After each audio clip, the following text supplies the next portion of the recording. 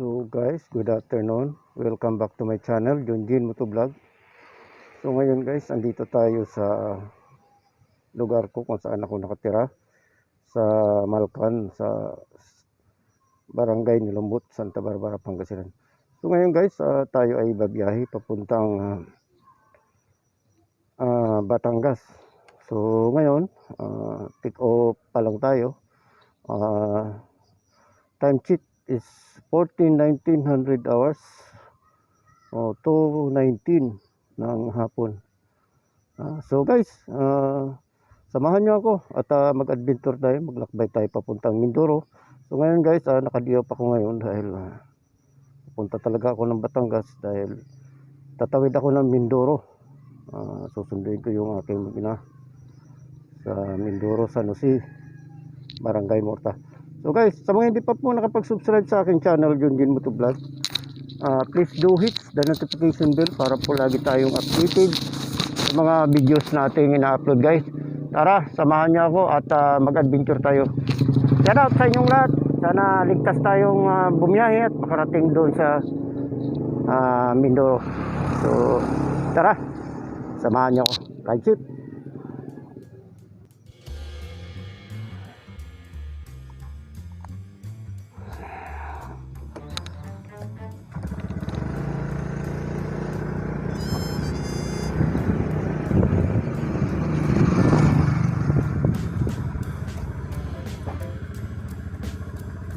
Tara, samahan niyo ako at babiyahe na tayo.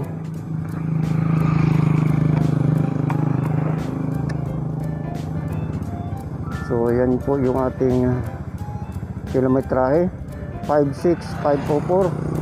Nakalis tayo dun sa bahay ay 5648. So 2 kilometers yung nadagdag. So tara, samahan niyo ako. Oras tayo makarating nito ng Manila. Na hopefully ay safe lang tayo nagbibiyahe.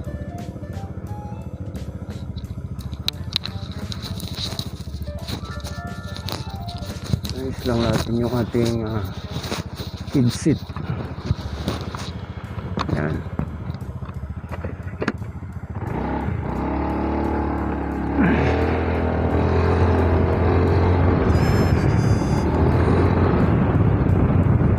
So mamaya doon na tayo karga sa kita tayo na medyo mababa yung gasolina. So, kasi matindi ang pagmahal ng gasolina, kaya tayo may baon na lalagyan ng gasolina. At doon sa parte na Bulacan o nearby siya, mayroong mas mura doon. Dito kasi ang gasolina ay nasa 84 per liters. Medyo may tagbigatan, makabilit kahit paano na medyo mura. Magdadala tayo ng baon na gasolina kasi malamang sa Mindoro nito ay maabot na ng 90 o mahigit pa. Tinanggal muna natin yung casing ng ating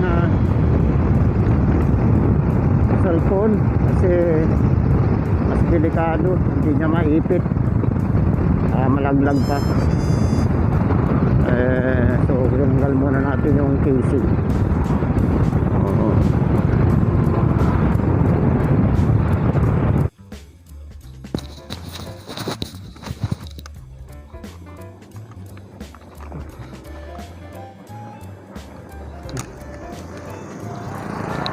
Ngayon guys, na tayo, nasa Maranay tayo, Barangay Maranay, Santa Barbara, Pangasinan. Tara, samahan niyo ako at babiyahe na tayo.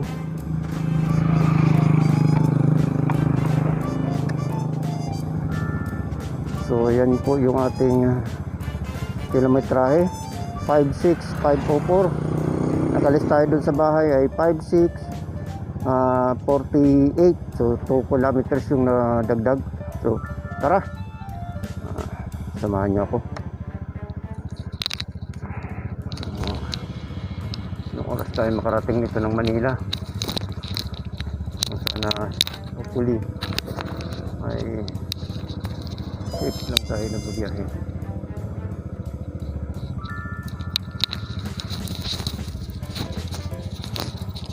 Ayos lang natin yung ating kid seat. Yan.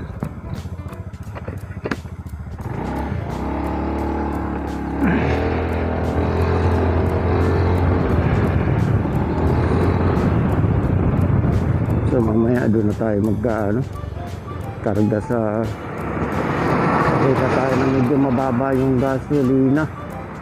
So, kasi matindi ang pagmahal ng gasolina, kaya tayo may baon na lalagyan ng gasolina. At doon sa parte na Bulacan o nearby siya, mayroong mas mura doon.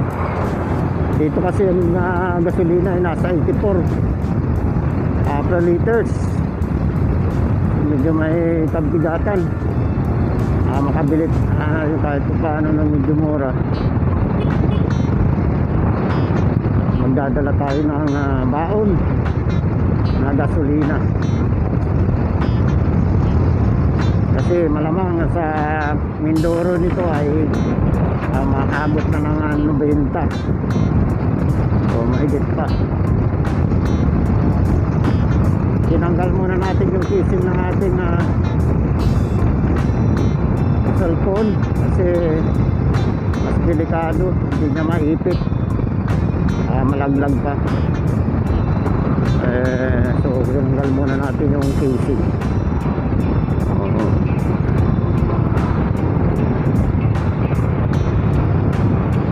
Yan pong kanto na yan, yung pakanan niyan ay papuntang Kalasyaw, Dagupan. So tayo pakaliwa. At sa Kamiling Tarlac po tayo dadaan. Medyo tayo ng konti. Dito naman ako madalas nadaan pagka umuwi ako ng Nueva Ecija at Bulacan. Ito, dadaan tayo ng bayan ng Santa Barbara. Meron na tayong mga vlog dyan sa bayan, sa plaza. Kung naalala nyo, marami tayong mga ginawang vlog. So shoutout pala sa mga taga Barangay RP Amanawak,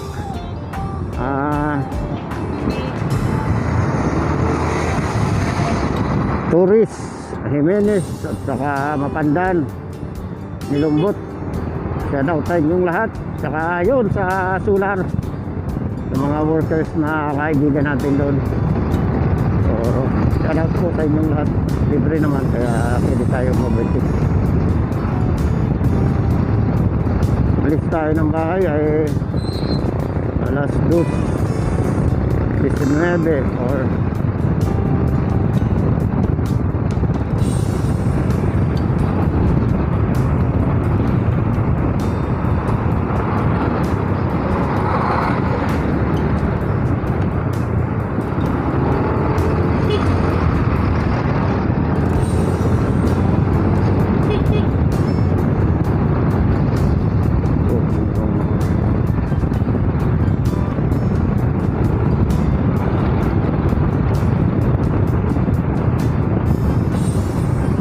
ayusin natin yung upo natin kasi mayroong nakabukol sa likod ko. Yung baunan ko nilagay ko sa bag dahil puno na yung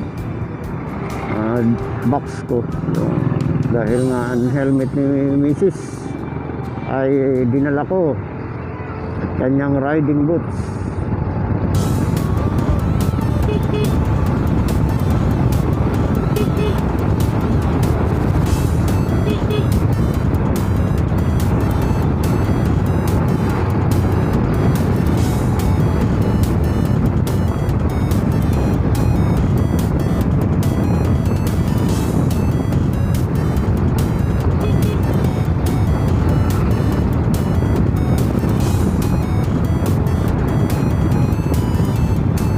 190, 86, diesel 90, almost 87 na.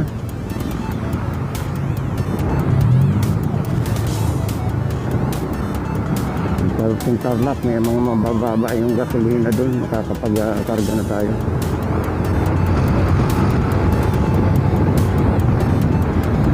Buot kahapon nagpa-change oil tayo para palit na rin ang gear oil para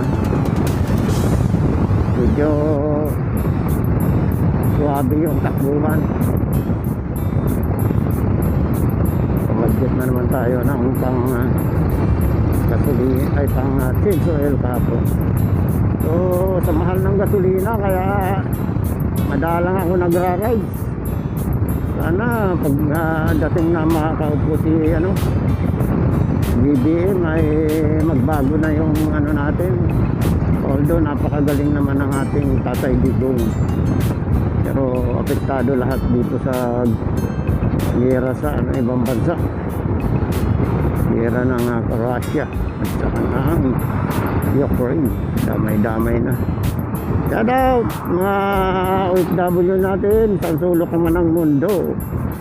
Ayan, ingat-ingat po tayo mga kapwa natin, mga riders. Shout out sa inyo, sa mga team Indo riders ng Nueva Ecija, mga tropa picks natin dyan.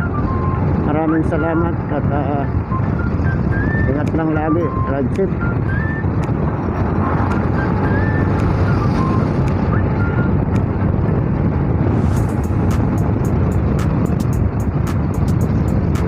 Itong way na to ay papuntang Malasibi.